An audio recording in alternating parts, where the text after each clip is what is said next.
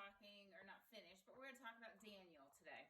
Last week we talked about Shadrach, Meshach, and Abednego in the fiery furnace and how God was with them inside the furnace and how he walked with them and they came out and didn't smell like smoke or anything, that they were just whole and no, all their hair was good and they didn't smell like anything. So today we're going to talk about Daniel. So do you remember, back a while ago, we talked about somebody who had dreams. We talked about the Pharaoh in Egypt, and he had dreams, and he had to have somebody come tell him what those dreams meant. And remember, we talked about Joseph, and Joseph told the Pharaoh what the dreams were about. Well, so today we're going to talk about Nebuchadnezzar, and Nebuchadnezzar had a dream. Oh, there's my fat cat. And Nebuchadnezzar had a dream, and Nebuchadnezzar's dream was kind of scary. So he called all of his wise people, all of his wise men into his chambers, and he said to them, I had a dream, and it's kind of freaky, and I want you to tell me what my dream was, and then tell me what it means. Okay, that doesn't make much sense, does it? Because if I dream something at night, could you tell me what I dreamed? I don't think so. But that's what King Nebuchadnezzar wanted his wise people to do. He wanted them to not only tell him what the dream meant, but he wanted them to tell him what he dreamed in the first place. So they couldn't do it. And so King Nebuchadnezzar said, all my wise guys, they're going to go away. They're going to get killed. And so they went to go get Daniel, who was one of these wise guys. And Daniel said, oh, wait a minute. We got to figure this out. So he went to the king and he said, just give me just a little bit of time. Give me a little bit of information. Let me talk to you a little bit, and then let me see if I can tell you what you dreamed. So the king says, okay, and he talks to him, and Daniel goes back and he says to his friends, I need you to pray that God's going to give me wisdom to know not only what the king dreamed, but what it meant. So they prayed, and Daniel goes back to King Nebuchadnezzar, and he says, okay, king, you had a scary dream. Now remember, I'm not an artist. You had a dream of a statue. And on this statue, there was a head of gold, a chest of silver, a waist of bronze, thighs and legs made out of iron, and feet that were made out of iron and clay.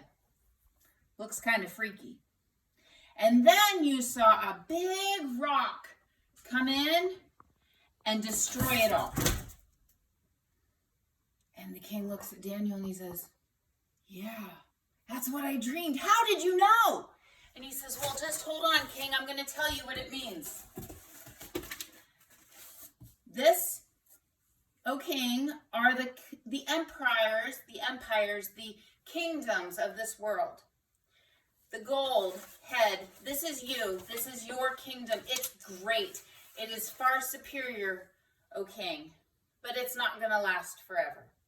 Your kingdom's going to fall, and it's going to be conquered by a kingdom that's not as great as yours, but it's going to get conquered. And then there's going to come a third kingdom, this kingdom of bronze, and it's going to get conquered by something that's strong, and it's going to get crushed by this kingdom of iron. And then the iron is going to get split. The kingdom of iron is going to get split. And part of it's going to last and be tough like iron, and part of it's going to crumble like clay. And what's going to happen, though, while all of this is going on, is there's a kingdom. God is creating a kingdom, his kingdom, that's going to come in. And all of these are going to fade away. And God's kingdom is going to last forever. That's that big rock that's going to come down and become a huge mountain, is God's kingdom. Nebuchadnezzar was amazed at what Daniel said. And he said, you know what? Daniel, your God is ultimate. He is the one true God, and I trust what you've said. And you've proven that God's given you wisdom and insight, that you not only knew what I dreamed, but now you can tell me what it means. Now, what does all that mean for us now? Well, all of these kingdoms are proven in history.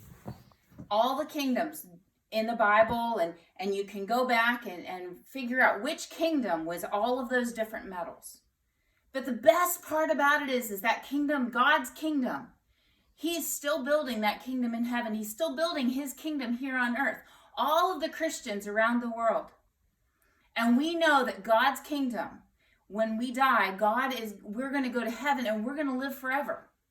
And God's kingdom is going to live forever and going to be around. Nothing is ever going to crush it. Nothing is ever going to take its place. And so we have that hope and we have that assurance that God is in control.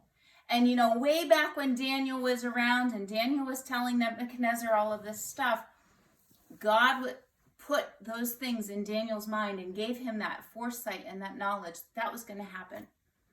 And so it's kind of exciting to watch and kind of exciting to see, because we know that he's in control. Even when we've talked all year long about how everything is wonky and crazy and chaotic, but God is still in control. So I want you to remember that this week. And hopefully in a couple weeks, we're going to get to go back to school full time. And hopefully we'll get to have release time in person again. But until then, I want you to remember that Jesus loves you. And we will see you soon. That's so schnucky.